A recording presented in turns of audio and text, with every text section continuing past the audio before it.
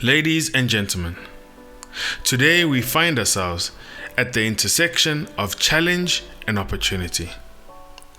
In the dynamic landscape of business or even the workplace, conflicts are inevitable.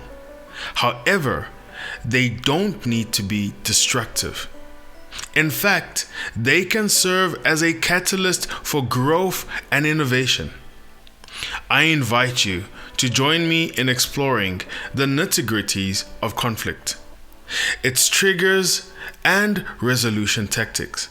Together, we can identify the underlying triggers that lead to disagreements and then arm ourselves with effective strategies for transforming conflict into collaboration.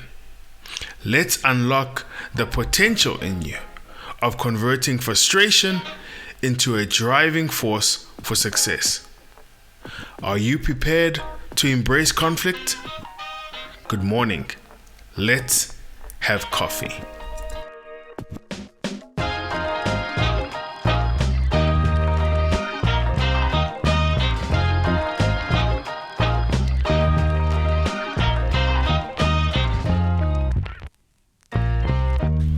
Welcome to the weekly podcast coffee session, where we brew fresh ideas and steep ourselves into meaningful conversations. Grab your favorite cup of joe as we navigate through the nitty-gritties of life, business, and everything in between. Each week, we will chat with inspiring guests, dive into thought-provoking topics, and share practical tips to help you on your journey. So pour yourself a warm cup, settle in, and let's start brewing. Today's topic, disagreements, or let's call it conflicts, the dance of disagreements. Ever find yourself in a tug of war of words?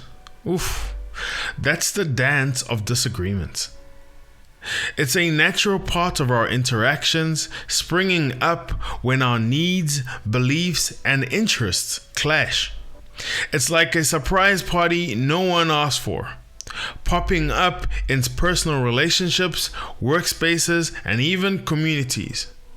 The key to navigating the dance is understanding its steps and rhythm. Today, friends, I'd like us to talk about it. Let's start with the 4 horsemen of conflict. Number 1, miscommunication. Have you ever played the game Broken Telephone? You say the word tomato and they hear the word potato, and suddenly you're in a food fight. This is the chaos miscommunication can cause, and it's the prime trigger of most conflicts that happen out there. Number 2, the clash of values and beliefs. Imagine you're a dog in a world full of cats. It feels a bit lonely, doesn't it? That's what happens when our core values and beliefs differ. It's like we're trying to mix oil and water. It just creates this unimaginable tension that's ready to explode. Number 3, the scrambling of resources. It's the survival of the fittest in the workplace, isn't it? A group setting, you might even call it. Well, those who want to call it that. But it's survival of the fittest in the workplace. Everyone is fighting for a piece of the pie. It's be it time or funding or even recognition. This competitive environment is the fertile ground for conflict. Number 4, let's talk about it. Personal baggage. Emotional factors, friends, are like uninvited guests of conflict. Stress, jealousy, personal grievances, all of this can fog up our judgment and fan the flames of any disagreement. So, what are these 4 horsemen that lead to most often conflict that we deal with? 1, miscommunication. 2, the clash of beliefs and values. 3, the scrambling for resources. And 4, personal baggage. So let's talk about the ripple effect of conflict.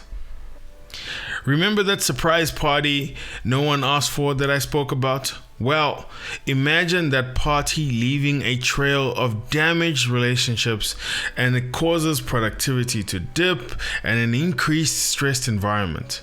That's not fun, right? That's why it is crucial to address conflict before it becomes a party crasher. So, let's talk about the art of conflict resolution. Number 1, active listening. Have you ever talked to someone who's on their phone? Frustrating, isn't it?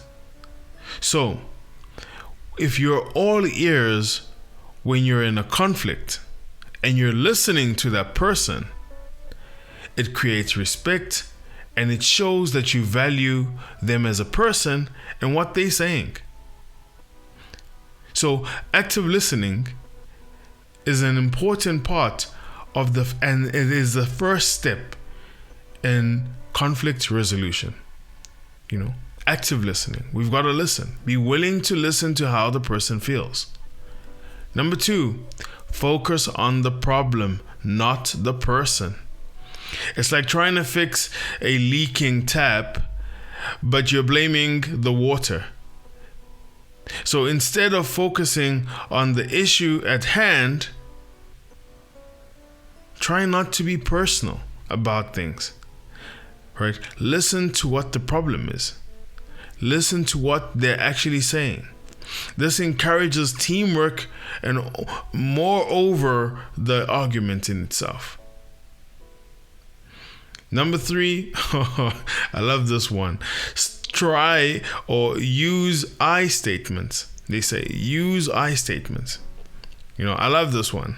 So saying I feel frustrated instead of you make me feel frustrated. Using the word I is like using a scalpel and then a sledgehammer. This reduces the blame during the conflict and it opens up the dialogue. Instead of saying you make me feel frustrated, try saying I feel frustrated by this. It makes the other person less defensive. I call it the DD/A. People go through a defensiveness, or they go into denial, they become defensive because they feel attacked. But if you start using I statements, instead of saying you find that opens up the dialogue much more better, in a better place. Number 4, find common ground. It's like finding a secret dance move that both you and your partner or the work colleague, know the beats and the rhythm to. Identifying shared interests can make resolving conflicts easier and more satisfying. Number 5, embrace compromise. Think of it like a dance. Sometimes you lead, sometimes you follow. Be ready to adjust your steps to find a resolution where there is always a win-win situation. So, what are we saying today? That the art of conflict resolution starts with active listening. You paying attention to what the other person is actually saying. Number 2, focus on the problem, not the person. Number 3, use I statements instead of making the other person feel attacked. Number 4, find common ground. Find that one shared interest that could make resolving the conflict much more easier. Number 5, embrace compromise. Don't go into but why must I do it? Why can't they do it? Embrace the compromise. Sometimes in the dance, you lead, and sometimes in the dance, you follow. So, what do we talk about today? We said, one of the things that trigger conflicts, a lot of conflicts come from miscommunication. 2, the conflict or clashing of values and beliefs. Number 3, the scrambling of resources. And number 4, the last one, personal baggage.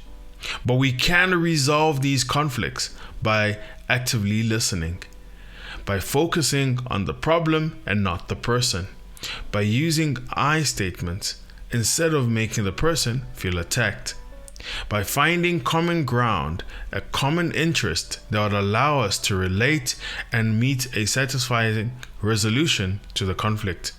And then we embrace the compromise that, okay, here's a win-win situation. The silver lining of conflict. Yes, conflict can be like an uninvited guest at a party, but if handled right, it can lead to proactive growth. By understanding conflict triggers, we master the resolution tactics.